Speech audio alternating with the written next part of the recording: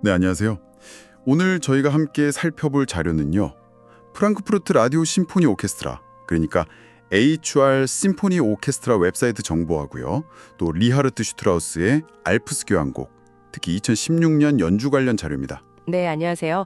이 자료들을 통해서 오케스트라의 현재 모습과 또 이 거대한 교향시의 세계를 좀 깊이 들여다볼 수 있을 것 같습니다. 맞습니다.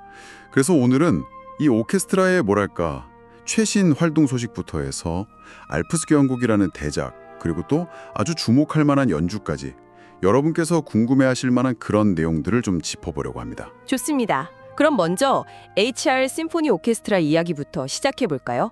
이게 1929년에 창단됐으니까 역사가 꽤 깊죠. 프랑크푸르트 기반이고. 네, 그렇죠. 헤센 방송 소속으로 110명의 단원이 활동 중인 상당히 규모 있는 오케스트라입니다.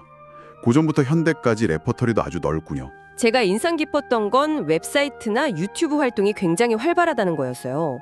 구독자가 50만 명이 넘었다고요. 네. 그게 정말 대단한 거죠.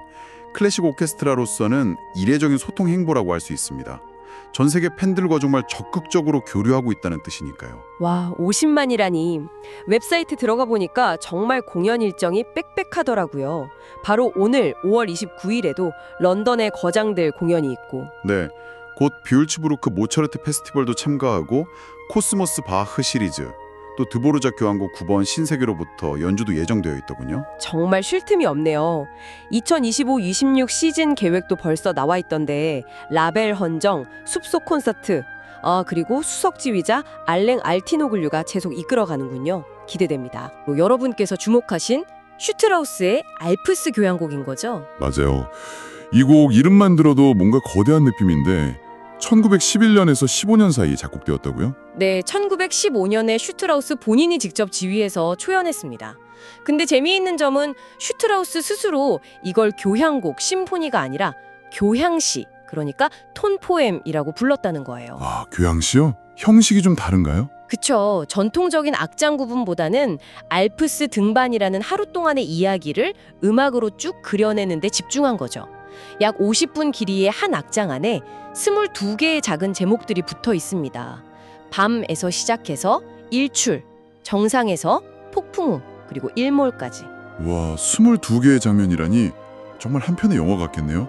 근데 듣기로는 연주자만 125명 이상이 필요하다면서요? 네, 맞아요. 편성이 어마어마합니다. 단순히 소리만 큰 게 아니고요. 그 알프스의 광활함도 시시각각 변하는 자연의 모습을 정말 세밀하게 그려내기 위해서입니다. 그렇게 많은 악기들이 구체적으로 어떤 소리를 내는 건가요?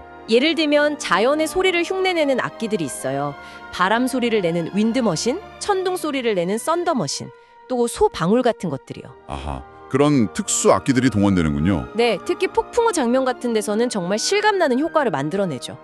슈트라우스가 15살 때 알프스 등반하다가 실제로 폭풍우를 만났던 경험이 이 곡에 큰 영감을 줬다고 해요. 와, 직접 겪은 경험이 녹아있다니 더 생생하게 들리겠네요.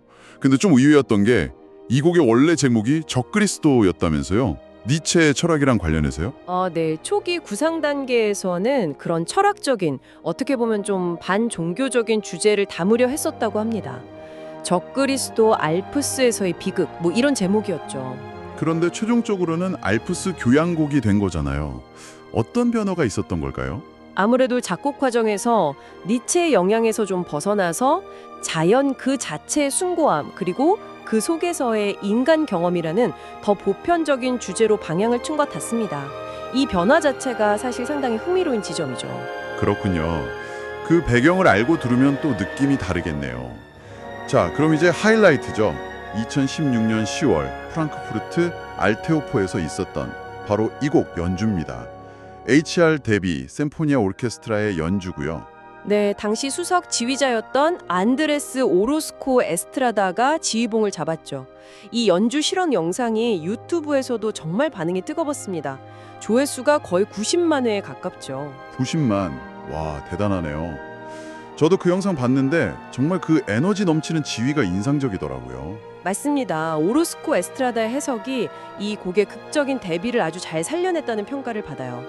고요한 새벽의 신비로움부터 정상에서의 벅찬 환희, 그리고 격렬한 폭풍우 장면까지 그 다이내믹의 폭을 정말 잘 표현했죠. 오케스트라 연주도 정말 대단했고요.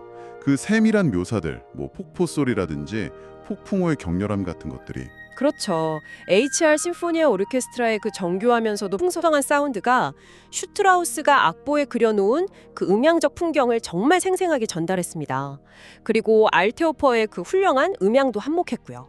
공연장 음향도 중요하죠. 그럼요. 오르스코 에스트라다 본인도 인터뷰에서 이 곡의 서사적인 흐름을 잘 살리기 위해서 템포나 다이내믹 조절에 굉장히 신경 썼다고 밝히기도 했고요.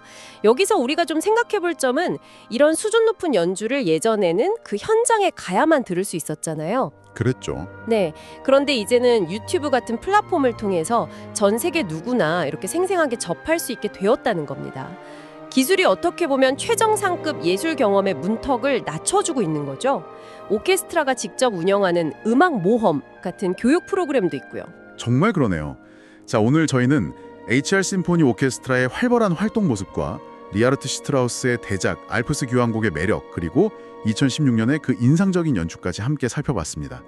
이 자료들 속에 담긴 핵심적인 이야기들이 여러분께 잘 전달되었기를 바랍니다. 네, 마지막으로 여러분께서 이 음악을 다시 들어보실 때 한번 생각해 볼 만한 질문을 던져볼까 합니다. 슈트라우스가 처음에 이 곡을 구상할 때 적그리스도라는 그 철학적이고 어떻게 보면 도발적인 제목을 염두에 뒀다는 사실을 기억하면서 들어보시면 어떨까요? 이 장엄한 자연 묘사 너머에 혹시 작곡가의 또 다른 메시지나 초기 의도의 흔적이 숨겨져 있지는 않을지. 그 제목의 변화를 생각하면서 듣는 거요? 네, 그리고 최종적으로 알프스 교향곡이라는 어떻게 보면 더 직접적이고 보편적인 제목을 선택한 그 결정이 작곡가가 이 작품을 통해 청중에게 궁극적으로 무엇을 전달하고 싶었는지에 대해 어떤 힌트를 주는지 생각해보는 것도 흥미로울 겁니다. 이 질문들을 품고 다시 한번 음악 속으로 깊이 들어가 보시는 것도 좋은 경험이 될 것 같습니다.